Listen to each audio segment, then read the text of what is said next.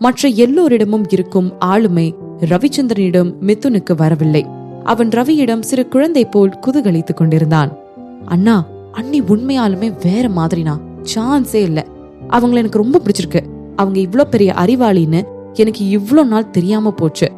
இப்பதான் எனக்கு புரியுது கௌதம் எப்படி இப்பயே இந்த சின்ன வயசுலயே இவ்ளோ புத்திசாலியா இருக்கான்னு. ஐ அம் சோ இம்ப்ரெஸ்ட் அண்ணா.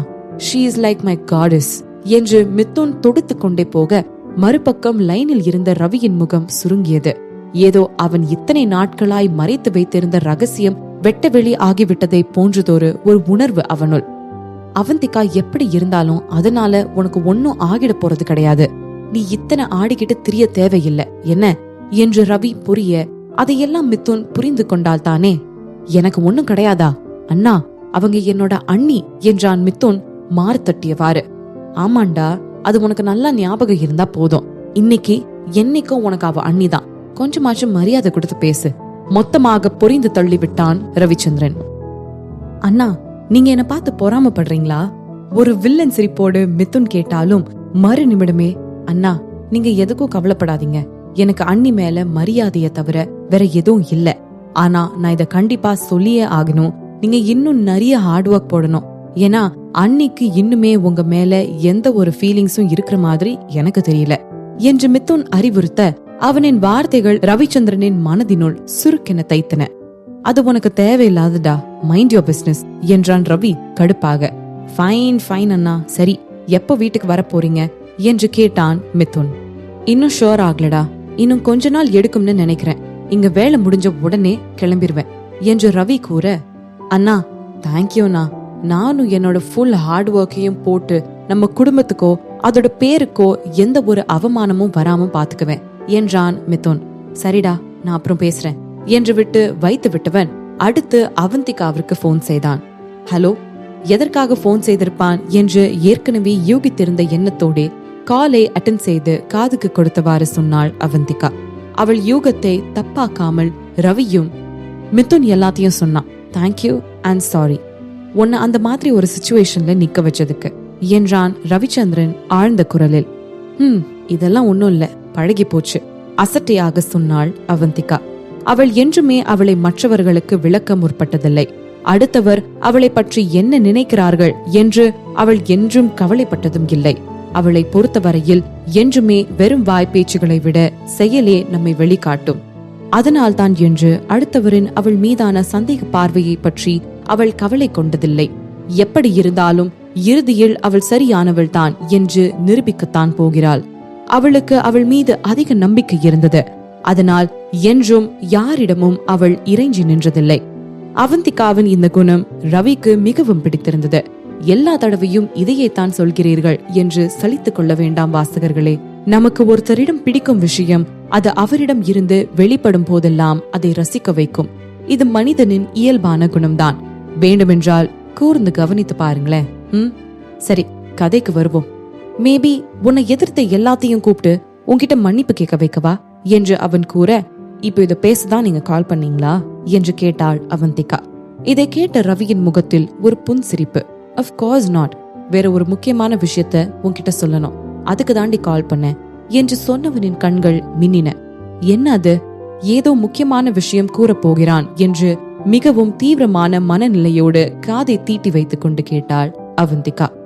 மறுபக்கம் ரவிச்சந்திரனிடம் இருந்து பதில் வந்தது. I miss you. இதை கேட்ட அவந்திகாவிற்கு தூக்கி வாரி போட்டது. அவள் அதற்கு பதில் கொடுக்கும் முன்பே, நான் எவ்வளவு சீக்கிரம் முடியுதோ அவ்வளவு சீக்கிரத்துல வந்துடுறேன், டேக் கேர் என்று சொல்லிவிட்டு போனை வைத்து விட்டான். அவன் வைத்த பிறகு அவந்திகா அந்த போனையே வெறித்துக் கொண்டிருந்தாள். அவளது எண்ணத்தில் அவன் சொன்ன அந்த மிக முக்கியமான விஷயம் மூடிக்கொண்டிருந்தது. He miss me. அப்படியே மெத்தையில் சாய்ந்து படுத்து விட்டாள். அவளது மனதில் உணர்ச்சி குவியல்கள். இப்பொழுது அவளுக்கு ஏதோ புரிவது போல் இருந்தது. அவளது மனதும் மூளையும் ரவியின் வார்த்தைகளுக்கு எதிர்வினை புரிய ஆரம்பித்து விட்டன. அப்படியென்றால் அவந்திகா அவளது மனதில் இட்டு வைத்திருந்த தடைகளை எல்லாம் ரவிச்சந்திரன் உடைத்துவிட்டு உள்ளே நுழைந்து விட்டானா? அவந்திகா எதிர்பார்த்த மாதிரியே அவளது டெக் டீமின் முன்னேற்றம் இருந்தது. அவர்களுக்குள் ஒரு புது தீப்பொறி வந்தது போல் வேலை பார்த்து கொண்டிருந்தார்கள். தாங்கள் எந்த இடத்தில் தவறுகிறோம் என்று அறிந்து வேலை செய்ய ஆரம்பித்து இருந்தார்கள். இதற்கு முன் வேலையை ஆர்வமின்றி செய்து கொண்டிருந்தவர்கள் இப்பொழுது அதில் இருக்கும் தீவிரத்தை புரிந்து கொண்டு தங்களது உழைப்பை போட ஆரம்பித்து இருந்தார்கள். இது எல்லாவற்றோடும் அவந்திகாவின் வழிகாட்டுதலும் சேர்ந்து கொள்ள அவர்கள் எல்லோரும் இன்னும் அதிகமாக உழைக்க ஆரம்பித்தார்கள். மொத்தத்தில் இப்பொழுது சொல்ல வருவது என்னவென்றால், இவர்களின் இயக்கத்தினால் மிதுனின் ட்ரூப் கொஞ்சம் கொஞ்சமாக முன்னேற ஆரம்பித்தார்கள். இது இன்னும் அதிகமாக அங்கிருந்தவர்களுக்குள் உத்வேகத்தை அளித்தது. இன்னும் சொல்ல போனால், ஒரு நாளுக்கு 24 மணி நேரம் பத்தவில்லை, இன்னும் கொஞ்சம் அதிக நேரம் இருந்தால் இன்னும் அதிகமான வேலைகளை முடிக்கலாமே என்று கூட நினைக்க ஆரம்பித்து விட்டார்கள் என்றால் பார்த்துக் கொள்ளுங்களேன். இந்த மாதிரியான உற்சாகமும் மனநிலையும் அவந்திகா வரும் முன் அங்கு இருந்திருக்கவில்லை. இதுதான் மிதுனின் எண்ணத்திலும் இருந்தது. நாளுக்கு நாள் விஜயின் உற்சாகமும் மகிழ்வும் அதிகமாகிக் கொண்டே போய்கொண்டிருந்தது. அவனுக்கு நேரம் இருக்கும் போதெல்லாம் டெக் டீம் இருக்கும் பக்கம் சென்று அவந்திகாவை பற்றி பெருமை பேசுவதே அவனுக்கு இப்பொழுதெல்லாம் பிழைப்பாகி இருந்தது. அவர்கள் கேம்பின் ஸ்டார் ஆகிவிட்டாள் அவள். ஏன், அவளுக்கு கொடுக்கப்படும் உணவு கூட அவந்திகாவின் பொருட்டு அவளுக்கு ஏற்ற மாதிரி மாறிக்கொண்டிருந்தது என்றால் பார்த்துக் கொள்ளுங்களேன். உணவை மாற்றி கொடுப்பதையெல்லாம் நான் ஏன் மேற்கோள் காட்டி கூறுகிறேன் என்றால், மிலிட்டரியை பொறுத்தவரையில் அங்கு கொடுக்கப்படும் உணவு மட்டும்தான். நம்மளது விருப்பத்திற்கு ஏற்றவாறு எல்லாம் கேட்டு வாங்கி சாப்பிட முடியாது. மொத்தத்தில் அவந்திகா அங்கிருந்தவர்களுக்கு தலைவியாகி போனாள். அவளுக்கு கடமைப்பட்டிருப்பதாய் கூட சிலர் நினைக்க ஆரம்பித்து விட்டார்கள். அதே நேரத்தில் இந்த வரவேற்பிற்கெல்லாம் தகுதியானவள் தானே அவள். நாட்கள் செல்ல செல்ல அவந்திகா எப்படிப்பட்ட நல்ல குணம் உடைய பெண் என்பதை எல்லோரும் புரிந்து கொள்ள ஆரம்பித்து விட்டார்கள். அவள் ஒருத்தரையும் தரம் பார்த்து நடத்துவது இல்லை. அவளது கண்களுக்கு யாவரும் ஒன்றுதான். இதுதான் அங்கிருந்த எல்லோரையும் கவர்ந்த விஷயங்களுள் முக்கியமான ஒன்றாகும். அதனால் நாளுக்கு நாள் அவளுடைய அறிவை எல்லாம் கேட்டு கேட்டு தங்களுக்குள்ளும் ஏற்றிக்கொள்ள ஆரம்பித்து விட்டார்கள் அங்கு வேலை செய்து கொண்டிருந்தவர்கள். அதில் அக்ஷயும் ஒருவன் என்பதுதான் அதில் சிறப்பம்சம். அவனும் அவந்திகாவிடம் இருந்து எத்தனை கற்றுக்கொள்ள முடியுமோ அத்தனையும் கற்றுக்கொண்டான். ஒரு முறை விஜய் அவனை சரக்கடிக்க கூப்பிட்ட போது கூட அவன் சொல்லாமல் வந்து அவந்திகாவிடம் நிறைய விளக்கங்களை கேட்டுக்கொண்டிருந்தான் என்றால் பார்த்துக் கொள்ளுங்களேன். இதையெல்லாம் தாண்டி மிதுனின் ட்ரூப்பில் ஏற்பட்ட இந்த அசுர வளர்ச்சி ஆதித்யாவின் கண்களை விட்டு தப்பவில்லை. அதே நேரத்தில் இந்த அசுர வளர்ச்சியை பற்றி அவன் எந்த சூழ்ச்சி வேலைகளும் செய்து அறிந்து கொள்ள வேண்டிய அவசியம் இருந்திருக்கவில்லை. அதான் அவந்திகா அத்தனை பிரபலமாகிவிட்டாளே. எல்லோருக்கும் மிதுன் ஒரு அபரிவிதமான ஆற்றல் படைத்த பெண்ணை தனது ட்ரூப்பிற்குள் கொண்டு வந்திருக்கிறான் என்று தெரிந்துவிட்டது. அவந்திகாவை பற்றிய செய்திகள் ஆதித்யாவிற்கு கூட ஆச்சரியம் அளித்தது. இதனால் தான் அவந்திகாவிற்கு விவாகரத்து கொடுத்த பின்பும் சந்திரன் குடும்பம் அவளை விளக்காமல் கூடவே வைத்திருக்கிறார்கள் போலும் என்று நினைத்தான். வாய்ப்பே இல்ல, அவள் ரொம்ப யங்கா இருக்கா. வந்திருக்க இன்ஃபர்மேஷன் வச்சு பார்த்தா அவளோட காலேஜ் டிகிரிய கூட முடிக்கலையாம். அப்படி இருக்கும்போது அவ எப்படி இவ்வளவு டேலண்டா இருக்க முடியும்? இல்ல, இது உண்மையா இருக்காது. அவங்க ஏதோ சும்மா பொருளைய கிளப்பி விட்டுருக்காங்க. வெடித்து சிதறின விஷயத்தை கேள்விப்பட்ட புருஷோத்தின் வார்த்தைகள். இப்படியே நீ கத்திக்கிட்டு மட்டுமே இரு, நம்மளை எது தாக்குதுன்னு கூட தெரியாம செத்து கிடக்க போறோம். புருஷோத்தை பார்த்தபடி அழுத்தமாக சொன்னான் ஆதித்யா. பாஸ், நீங்களும் இதெல்லாம் நம்புறீங்களா? ஆனா அந்த பொண்ணு எப்படி இவ்ளோ பவர்ஃபுல்லா இருக்க முடியும்? இப்படி ஒருத்தி இருக்கிறது எனக்கு எப்படி தெரியாம போச்சு? பிதற்றினான் புருஷோத்.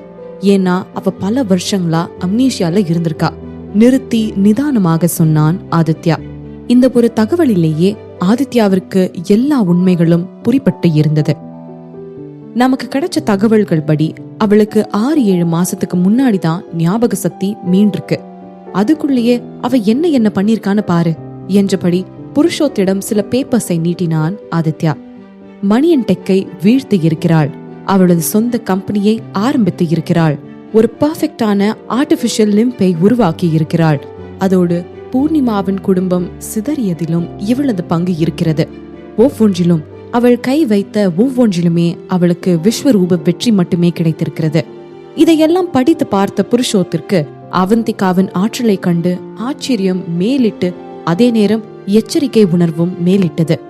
பேப்பரை இறக்கியவன், பாஸ், இப்ப என்ன பண்றது என்று கேட்டான் சிறு குரலில். அவ எதுக்காக இப்போ மிலிட்டரி கேம்ப்ல சேர்ந்திருப்பான்னு நீ நினைக்கிற என்று கேட்டான் ஆதித்யா. அவ நம்மளை எதிர்க்கிறாளா? ஏதோ ஒரு மாதிரியான குரலில் கேட்டான் புருஷோத். அவன் நம்மள எதிர்க்கலனாலும் கண்டிப்பா மிதுன் சந்திரன் எதிர்ப்பான். ஆனா இப்பயே அந்த பொண்ணு பத்தி நம்ம ஒரு முடிவுக்கு வர முடியாது. அவ நம்மளுக்கு ஆபத்தா வருவாளா இல்லையான்னு நம்ம கண்டுபிடிக்க வேண்டிய நேரம் இது என்றான் ஆதித்யா தெளிவான குரலில். நான் அதை பண்றேன் பாஸ், நானும் பாக்குறேன் அவ அவ்வளோ புத்திசாலியான்னு ஒரு ஏளனமான குரலில் சொன்னான் புருஷோத். அவனுக்கு அவந்திகா அவனை விட அத்தனை திறமையானவளா என்று தெரிய வேண்டி இருந்தது. இவனது திறமை உலகளவில் போட்டி போட்டு ஜெயிக்கக்கூடிய ஒன்று. இவளெல்லாம் ஒரு பெண் தானே என்ற ஏளனம் அவனுள். ஆதித்யாவிற்கும் அவந்திகாவை பற்றி தெரிய வேண்டி இருந்ததால் அவன் அவனது ஆட்கள் சிலரை அனுப்பி இன்னும் சற்று நேரத்தில் ஆதித்யா மிதுனின் கேம்பை பார்க்க வர இருப்பதாக தகவல் சொல்லி வர சொன்னான். மிதுனின் காதுகளுக்கும் இந்த செய்தி வெகு சீக்கிரமே போய் சேர்ந்து விட்டது. ஆதித்யா செங்கப்பா இங்க வரானா தனது ஆட்களிடம் சொன்னான் மிதுன். ஆனா எதுக்கு? கண்களில் நிரம்பிய கோபத்தோடு கேட்டான் விஜய். வெளியில் இருந்து பார்ப்பவர்களுக்கு மிதுனது ட்ரூப்பிற்கும் ஆதித்யாவின் ட்ரூப்பிற்கும் நடக்கும் போட்டிகள் ஏதோ ஃப்ரெண்ட்லி காம்படிஷன் போல்தான் தெரியும். ஆனால் உள்ளுக்குள் போட்டியிட்டு கொண்டிருக்கும் இவர்களுக்கு மட்டும்தான் தெரியும் உள்ளே ஒரு போரே நடந்து கொண்டிருக்கிறது என்று. அப்படி இருக்கும் பொழுது ஆதித்யாவை வரவேற்க யாரும் தயாராக இல்லை. இன்னும் சொல்ல போனால் அவன் இங்கு வருவதில் அவர்களுக்கு துளி கூட விருப்பம் இல்லை. நேச்சுரலி அவன் கவலைப்பட்டிருப்பான். அதனால அவனோட ஆட்களை கூட்டிட்டு வந்து நம்ம டெக் டீமோட பேச விடுவானா இருக்கும் இள நகையோடு சொன்னான் மிதுன் சந்திரன். அப்போ மிஸ் நாதனை டெஸ்ட் பண்ண நினைக்கிறானா? மிதுனின் ஆட்குடல் ஒருவன் கேட்டான். இருக்கலாம், தலை அசைத்தபடி சொன்னான் மிதுன் சந்திரன். இருக்கலாம் தானே. அவந்திகா வந்த பிறகு அவர்களது ட்ரூப்பின் அபரிவிதமான வளர்ச்சி கண்கூடாக தெரிகின்றதே. அப்படியென்றால் இந்த விஷயம் இந்நேரம் ஆதித்யாவின் காதுகளுக்கு செல்லாமல் இருந்திருக்குமா? கண்டிப்பாக சென்றிருக்கும். வரட்டும், நம்ம சக்தி என்னன்னு அவனுங்களுக்கு காண்பிக்கலாம். நாம ஒண்ணு கிள்ளி கீரைங்க இல்லன்னு அவனுங்களுக்கு இந்த தடவை காண்பிச்சே தீரணும். டேபிளில் தனது கையை மடக்கி ஓங்கி குத்தியபடி சொன்னான் விஜய். இவனுக்கு நல்லா இருக்கும் டேபிளை உடைப்பதிலேயே தான் எப்பொழுதும் எண்ணம் இருக்கும் போலும். நம்ம என்ன பண்ணலாம்னு ஒரு டிஸ்கஷன் வச்சுக்கலாம் என்றான் மிதுன். Okay sir. ஒருமித்து குரல் வெளிவந்தது அவனது ஆட்களிடம் இருந்து. அந்த மீட்டிங் முடிந்ததும் அவந்திகாவிடம் சென்றான் மிதுன் சந்திரன். அவனுக்கு அவந்திகாவின் அபிப்பிராயத்தையும் கேட்க வேண்டியிருந்தது. ஏனென்றால் எல்லா விஷயங்களிலும் அவளது பார்வை கொஞ்சம் வேறாக இருக்கும். மிதுன் சொன்னதையெல்லாம் கேட்டுவிட்டு பதில் சொல்வதற்கு பதிலாக ஆதித்யா இன்னொரு ஃப்ரெண்ட்லி காம்படிஷனை வைப்பானா என்ற அவளுடைய கேள்வியை கேட்டாள் அவந்திகா. பாசிபிளி. அவன் வைக்கலனாலும் நான் வைப்பேன். உண்மையான காம்படிஷன் வர இன்னும் கொஞ்ச நாள் தான் பாக்கி இருக்கு. நாம நம்மளுக்கு ஆப்போசிட் பார்ட்டியை சேலஞ்ச் பண்ணிக்கிட்டே தான் இருக்கணும். அப்போதான் நம்மளோட அட்ஜஸ்ட்மெண்ட்ஸ் எல்லாத்தையும் பண்ண முடியும் என்று தீவிரமான குரலில் கூறினான் மிதுன். போன தடவை போல் ஆதித்யா இவர்களது ட்ரூப்பை சேலஞ்ச் செய்திருக்காவிட்டால் இவர்கள் இந்த அளவிற்கு பின்தங்கி இருக்கிறார்கள் என்று தெரியாமலேயே போயிருக்கும். முதல் போட்டி முடிந்தவுடன் இரு தரப்பிலும் எச்சரிக்கை உணர்வு அதிகமாகிவிட்டது.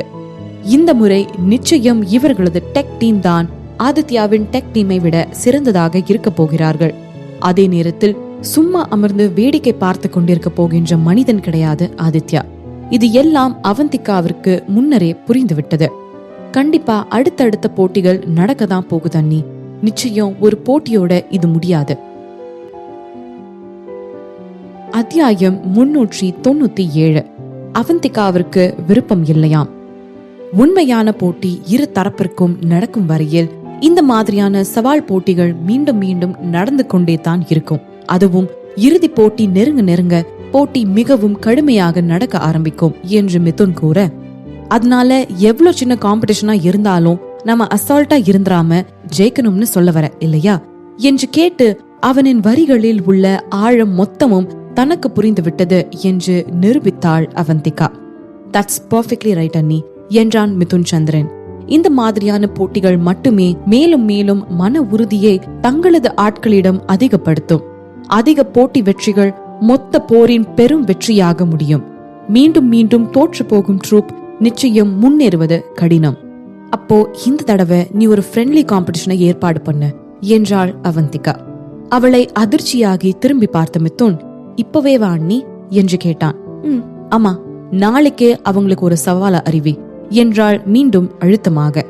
ஆனா இப்படி திடீர்னா நம்ம கொஞ்சம் ப்ரிப்பேர் பண்ணிட்டு பண்ணலாம்ல என்று அவன் தயங்க, நாம எப்பையும் ப்ரிப்பேர்ட் ஸ்டேட்லயே தான் இருக்கணும் மிதுன், மென்மையாக அறிவுறுத்தினாள் அவந்திகா. சரியா சொன்னீங்க, நான் நாளைக்கே சவாலை விடுறேன் என்றான் மிதுன் முடிவெடுத்தவாறு. நாளைய சவாலின் முடிவு என்னவாக இருந்தாலும் சரி, அவனது ஆட்கள் அதை திடம் கொண்ட மனதுடன் வீரத்துடன் எதிர்கொள்ள வேண்டும். அடுத்த நாள் ஆதித்யா செங்கப்பா அவனது ஆட்களோடு மிதுனின் கேம்பினுள் நுழைந்தான். மொத்த கேம்பும் ஹை அலர்ட்டில் இருந்தது. தங்களது எந்த பலவீனத்தையும் எதிரிக்கு காண்பித்துவிடக் கூடாது என்பதில் மிக தெளிவாக இருந்தது. மிதுன் ஆதித்யாவிற்கு சில முறையான வரவேற்புகளை கொடுத்தான். மேஜர் சந்திரன், உங்க டீம்ல ஒரு புது இம்ப்ரெசிவான ஆளை உள்ள இறக்கி இருக்கீங்கன்னு நான் கேள்விப்பட்டேனே. நான் என்னோட ஆளுங்களை ஒரு மியூச்சுவல் இம்ப்ரூவ்மெண்ட்காக உங்க ஆளுங்களோட பேசி தகவலை பரிமாறிக்க கூட்டிட்டு வந்திருக்கேன். அதுல உங்களுக்கு ஏதோ ஆட்சேபனை இல்லையே? மெலிந்த சிரிப்போடு கேட்டான் ஆதித்யா. என்னதான் அவன் அபிஷியலாக வந்திருக்கிறான் என்று சொன்னாலும் அதன் பின்னால் இலைமறை காயாக மறைந்து இருந்த உனது புது ஆளை பற்றி தெரிந்து கொள்ளத்தான் வந்திருக்கிறேன் என்ற விஷயத்தை ஆதித்யாவால் மறைக்க முடியவில்லை. ஏன் பண்ணக்கூடாது? பண்ணலாமே. ஆனா மேஜர் ஆதித்யா, இதை எந்த எதிர்பார்ப்போட வந்திருக்கீங்க? சிறு சிரிப்போடு கேட்டான் மிதுன் சந்திரன். வெரி சிம்பிள், இது மிலிட்டரி ரூல், சிரித்துக்கொண்டே சொன்னான். இதுதான்ப்பா அங்கு இருக்கும் முக்கியமான பிரச்சனைகளுள் முதலிடம் வகிக்கும் பிரச்சனை. ஊனா என்றால் ஒரு ரூல்ஸை போட்டு வைத்து விடுவார்கள். ஆதித்யாவை வெறித்து பார்த்த மிதுன், அஃப்கோர்ஸ் மிலிட்டரி ரூல் தான். ஆனா மேஜர் ஆதித்யாவுக்கு நான் ஒன்னு ஞாபகப்படுத்த நினைக்கிறேன். நீங்க சவால் விட வந்திருக்க ஆள் என் மிலிட்டரிய சேர்ந்த சிவில் எக்ஸ்பர்ட் தானே தவிர என்னோட வீரர்கள்ல ஒருத்தர் கிடையாது. அவங்களுக்கு இந்த மிலிட்டரியோட பொது உரிமை எல்லாம் கிடையாது, தனி உரிமை மட்டும்தான். அதனால உங்களோட சவாலை அவங்களா ஏத்துக்கிட்டாதான். இதுல அவங்களோட முடிவு மட்டும்தான், நான் ஒன்னும் பண்ண முடியாது. நிறுத்தி நிதானமாக சொன்னான் மிதுன் சந்திரன். அப்போ அவங்களையே கூப்பிடுங்க, அவங்களோட முடிவை என்னன்னு கேட்டுடலாம். தானும் விடுவதா இல்லை என்பதை அழுத்தமாக நிரூபித்தான் ஆதித்யா. அவனுக்கு தலை அசைத்த மிதுன் ஒரு ஆளை அனுப்பி அவந்திகாவிற்கு தகவல் தர சொன்னான். அவந்திகாவிற்கு தகவல் சென்று அவள் வரவில்லை, அவளது பதில் மட்டுமே வந்து சேர்ந்தது. அவள் வருவதாக இல்லை எனவும், மேலும் ஆதித்யா அவளுக்கு கொடுக்கும் எந்த சவாலையும் ஏற்றுக்கொள்ள போவதில்லை எனவும் அவளிடம் இருந்து வந்த தகவல் தெரிவித்தது. சத்தமாக சிரித்த மிதுன், உங்களோட எந்த எக்ஸ்சேஞ்சும் வச்சுக்க அவங்களுக்கு விருப்பம் இல்ல போல என்றான். அவந்திகா இத்தனை மரியாதை குறைவாக நடந்து கொள்வாள் என்று ஆதித்யா எதிர்பார்க்கவில்லை. அவனது கண்களில் கோபம் இருந்தாலும் அவனது உதட்டில் இன்னும் சிரிப்பு இருந்தது. மிஸ் நாதன் கொஞ்சம் விசித்திரமான ஆளாதான் இருப்பாங்க போல, இன்னும் உதட்டில் நிலைந்து கொண்டிருந்த சிரிப்போடு சொன்னான் ஆதித்யா செங்கப்பா. என்கிட்ட தோத்து போயிடுவோம்னு பயப்படுறாளோ என்னவோ என்று சொன்னபடி முன்னே வந்தான் புருஷோ. மேஜர் சந்திரன், சொல்ல மறந்துட்டேன் பாருங்க, இவர்தான் எங்க ட்ரூப்போட கம்ப்யூட்டர் எக்ஸ்பர்ட். இவருக்கு மிஸ் நாதன் பத்தி தெரிய வந்தோன்னே இவருக்கு அவங்கள பார்க்க ஆர்வமா இருந்துச்சான். அதோட ஒரு ஃப்ரெண்ட்லி காம்படிஷனும் வச்சுக்கலாம்னு வந்தாரு என்று புருஷோத்தை அறிமுகப்படுத்தினான் ஆதித்யா. ஒரு பிக் மென் ஒரு வீக் உமனை புலி பண்ணலாம்னு வந்தீங்களா? விசித்திரமான மனிதர்கள் தான், உதட்டில் நிரம்பிய எள்ளலை சொற்களிலும் புகுத்தி சொன்னான் விஜய். இதை கேட்ட புருஷோத்திற்கு சுருக்கென்று இருக்க, அப்புறம் ஒரு குரூப்பான ஆம்பளைங்க ஒன்னா சேர்ந்து ஒரு வீக்கான பொண்ணு கிட்ட உதவி கேக்குறது மட்டும் என்னவா? பதிலுக்கு பதிலடி கொடுத்தான் புருஷோத். அதுல என்ன இருக்கு? Is that an insult? அழுத்தமான குரலில் கேட்டான் விஜய். அவனது கண்களில் கோபக் கணைகள். வெல், அது உங்களோட முன்னாடி காமெண்ட சார்ந்தது, அது இன்சல்ட்டா இல்லையான்றது சொல்லில் நான் நிபுணனடா என நிரூபித்தான் புருஷோத். இதை கேட்ட விஜய்க்கு பற்றி கொண்டு வந்தது. யூ என்றபடி விஜய் பொங்க, போதும் நிறுத்துங்க என்று வெளிவந்தன மிதுனின் வார்த்தைகள். மிதுன் சந்திரனுடைய வார்த்தைகள் விஜய்க்கும் புருஷோத்திற்குமானதாக இருந்தாலும் அவனது பார்வை ஆதித்யாவை துளைத்துக் கொண்டிருந்தது. மிஸ் நாதனுக்கு உங்க சவாலை ஏத்துக்க எந்த விருப்பமும் இல்லைன்னு போது நீங்க கிளம்புறதுதான் நல்லது. So please leave. நான் எந்த விதத்திலையும் மிஸ் நாதனை ஃபோர்ஸ் பண்ண விரும்பல என்றான் மிதுன் அழுத்தமாக. ஆனால் வந்த வேலை முடியாமல் இடத்தை விட்டு நகரும் ஆளா ஆதித்யா? இப்போ உங்க மிஸ் நாதன் வெளியே வரலன்னா, எங்க சவாலுக்கு ஒத்துக்கலன்னா, அவ எங்க கிட்ட போட்டி போடாமையே சரண்டர் ஆகிட்டதாதான் அர்த்தம். அதே நேரத்துல அவ வெறும் சிவில் எக்ஸ்பர்ட்டா இருக்கலாம், ஆனா அவ இப்போ இருக்கிறது உங்களோட ட்ரூப்ல தானே. அவ சரண்டர் ஆகிட்டா உங்க ட்ரூப்பும் போட்டி போடாமையே சரண்டர் ஆகிட்டதாதான் அர்த்தம். விஷமமாக நிரம்பிய குரலில் சொன்னான் புருஷோத்.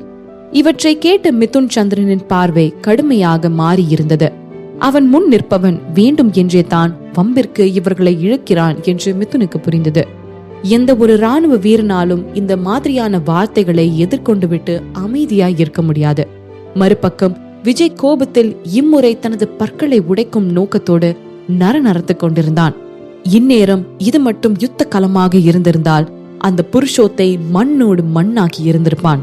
விஜய் மட்டும் அல்ல, அங்கு இருந்த மற்ற மிதுனின் ஆட்களும் இதே எண்ணத்தோடு தான் இருந்தார்கள். முதல் முறை நடந்த சவாலில் ஆதித்யாவின் ஆட்களோடு தோற்றதில் இருந்தே அவர்களுள் இவர்கள் மீதான வெறி ஊறி போய் கிடந்து கொண்டிருக்க, அதை மேலும் தனது வார்த்தைகளால் உசுப்பேத்து விட்டு கொண்டிருந்தான் புருஷோத். சரியான பாயிண்ட் தனது ஆளால் சொல்லப்பட்டு விட்டதால் திடத்தோடு எழுந்த ஆதித்யா, ஃபைன், உங்க எல்லாருக்கும் எங்களோட சவாலை ஏற்க பயமா இருந்தா அப்படியே இருக்கட்டும், தென் என்ன மேஜர் சந்திரன், நான் கிளம்புறேன் என்றான் ஆதித்யா உதட்டில் நிறைந்த சிரிப்போடு. ச்சே, அந்த பொண்ணு ரொம்ப இம்ப்ரெசிவா இருப்பான்னு எதிர்பார்த்து வந்தேன். ஆனா இங்க வந்து பார்த்தாதான் தெரியுது அவளோட டீம் மாதிரியே அவளும் பயந்தாங்கோலியா இருப்பான்னு என்றான் புருஷோ. அத்தோடு அவர்கள் கிளம்ப எத்தனிக்க, யார் சொன்னது நான் பயந்துட்டேன்னு என்ற அவந்திகாவின் தெளிவான குரல் அந்த அறையை ஊடுருவி எல்லோரது செவிகளையும் சேர்ந்தது. மெதுவாக உள்ளே நுழைந்தாள் அவந்திகா. அவந்திகா சிதம்பரநாதன். எல்லோரும் அவளது திடீர் வருகையினால் திகைத்து நிற்க, ஆதித்யாவின் பார்வை அவந்திகாவை மட்டும் மையம் கொண்டன. அவனது இதழ்கள் தானாக வளைந்து ஒரு சிரிப்பை வெளிப்படுத்தின. நீதான் அந்த அவந்திகா நாதனா? வாட்? அப்படின்னா ஒரு வழியா என்னை எதிர்கொள்ற தைரியம் உனக்கு வந்துருச்சா? Too late. ஏன்னா எனக்கு இப்போ உனக்கு சேலஞ்ச் பண்ற மூட் இல்ல என்று அழுத்து கொண்டான் புருஷோத்.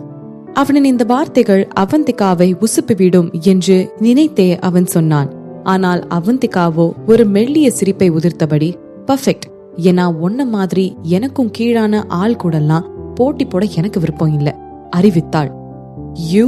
புருஷோத்தின் முகம் விழுந்து விட்டது. ஒரு பெண்ணிற்கு இத்தனை கூரான நாவு இருக்கும் என்று அவன் எதிர்பார்க்கவில்லை. தட்ஸ் ரைட், ஒன்ன மாதிரியான அவங்களுக்கு ஈடே இல்லாத ஒரு ஆள் மிஸ் நாதனுக்கு சவால் விடக்கூடாது. தனது கருத்தை முன்வைத்தான் விஜய். உண்மைதான், யாருமே மிஸ் நாதன் அளவுக்கு இங்க குவாலிஃபைட் கிடையாது. தனது கருத்தையும் முன்வைத்தான் அக்ஷய். ஆமா, ஒருத்தவங்களுக்கு சவால் விடுறதுக்கு முன்னாடி நம்மளுக்கு அவங்களோட போட்டி போட தகுதி இருக்கான்னு பார்த்து சவால் விடணும். கூட்டம் கொக்களித்தது. சோ இப்படிதான் நீங்க உங்களோட கெஸ்ட நடத்துவீங்களா? நாங்க உங்களை சேலஞ்ச் பண்ணதான் இங்க வந்தோம், அதையும் நீங்க இப்படிதான் நடத்துவீங்களா? எனக்கே தெரிஞ்சிருக்கணும், நான் இங்க இன்னைக்கு வந்திருக்கவே கூடாது. ஏன்னா நான் இங்க வர அளவுக்கு உங்க யாருக்கும் தகுதி கிடையாது. எள்ளலுடனும் மிதப்புடனும் சொன்னான் புருஷோத். இதை பார்த்து கொண்டிருந்த அவந்திகாவின் முகத்தில் துளி கூட கோபம் இல்லை. மாறாக ஒரு சிறு சிரிப்புடன், நான் டேலண்ட்ல உன்னை என்னை விட ரொம்ப கீழான ஆளா பாக்குறேன்றது 100% உண்மை. அதனால அதை நிரூபிக்க நீ ஏன் எனக்கு ஒரு வாய்ப்பு கொடுக்க கூடாது? நிதானமாக புருஷோத்தை பார்த்து கேட்டாள் அவந்திகா. புருஷோத்திற்கு கோபத்தில் உடல் எல்லாம் பற்றி எரிந்தது. அவனுக்கு தெரிந்திருக்க வேண்டும், ஒரு பெண்ணிடம் அவனது வாய் விளையாட்டை வைத்திருக்க கூடாது என்று. அவனை பொறுத்தவரையில் பெண்கள் என்பவர்கள் இந்த பூமியில் தேவையில்லாமல் மேல் அப்பியிருக்கும் கரை மட்டும்தான். அவளோடு இனியும் எந்த ஒரு தொடர்பிற்கும் அவனுக்கு விருப்பம் இல்லை. எனினும் அவன் வந்த காரியத்தை மறக்கவில்லை. அதனால் சிரித்துக்கொண்டே, சரி, நம்ம 2 பேரும் ஒரு காம்படிஷன் வச்சுக்கலாம். அது மூலமா அடக்கம்ன்ற வார்த்தைக்கு அர்த்தம் என்னன்னு நான் உனக்கு சொல்லித்தரேன் கருவலோடு சொன்னான் புருஷோத். வில் சி, அழுத்தமாக அவந்திகா சொன்னாள். வார்த்தைகள் புருஷோத்தினுள் எரிந்து கொண்டிருந்த நெருப்பிற்கு மேலும் எண்ணெய் ஊற்றின. இவளுக்கு இன்னைக்கு ஒரு நல்ல பாடத்தை கத்து கொடுக்காம விடக்கூடாது உள்ளுக்குள் கருவி கொண்டான் புருஷோத். இன்று அவளை எல்லோர் முன்னாலும் அவமானப்படுத்தாமல் இந்த இடத்தை விட்டு நகரக்கூடாது என்ற திடீர் உறுதியையும் எடுத்துக்கொண்டான். இதே உறுதியை ஆதித்யாவும் அந்த நிமிடம் எடுத்திருந்தான் என்பதுதான் அதில் சிறப்பம்சம். அவந்திகாவை கூர்மையாக பார்த்தபடி மெலிதாக சிரித்த ஆதித்யா, மிஸ் நாதன், உங்களுக்கு உங்க மேல அவ்வளோ நம்பிக்கை இருந்தா அப்புறம் பின்னால போட்டியை விட்டு பின்வாங்க மாட்டீங்கன்னு நம்புறேன் என்றான். அவனை விழிகளை விரித்து பார்த்த அவந்திகா, என்ன ஒரு அதிசயம் பாருங்க ஆதித்யா, நானும் இதேதான் சொல்லணும்னு நினைச்சேன் என்றாள் எள்ள நிரம்பிய குரலில். எல்லாம் சந்திரன் குடும்பத்தின் துணை இருப்பதன் மிதப்பு என்று நினைத்து கொண்டான் ஆதித்யா. பார்க்கலாம் யாரு பின்வாங்குறாங்கன்னு சிரித்த முகத்துடனேயே சொன்னான் ஆதித்யா. அப்போ உன்னோட கண்ணு திறந்து வச்சு நல்லா பாரு ஆதித்யா. நிறுத்தி நிதானமாக ஆதித்யாவை கூர்ந்து பார்த்தபடி சொன்னாள் அவந்திகா. அவந்திகாவின் இந்த பேச்சு மரியாதை இல்லாததாகவே தெரிய எல்லோரது முகத்திலும் அதிர்ச்சி. அவர்கள் இத்தகைய அதிர்ச்சியாக காரணம் அவளது குரலில் கலவையாக இருந்த தீவிரம், அழுத்தம் மற்றும் மிரட்டல் தோணி. இதுவரை அவந்திகாவை மென்மையானவளாகத்தான் அங்கு இருப்பவர்கள் எல்லோரும் பார்த்து இருக்கிறார்கள். அவந்திகாவின் இந்த முகத்தை அங்கு இருந்த யாரும் பார்த்தது இல்லை. மறுபக்கம் அவந்திகாவின் பேச்சை கேட்டு ஆதித்யாவின் கண்கள் சுருங்கி அவளை கூர்ந்தன. அதையெல்லாம் கண்டு கொள்ளாதவள் புருஷோத்திடம் திரும்பி, என்ன காம்படிஷன் வைக்கணும்னு சொல்லு, மோதி பாத்துடலாம். விருப்பம் உன்னோடதுதான், கடுமையாக சொன்னாள்.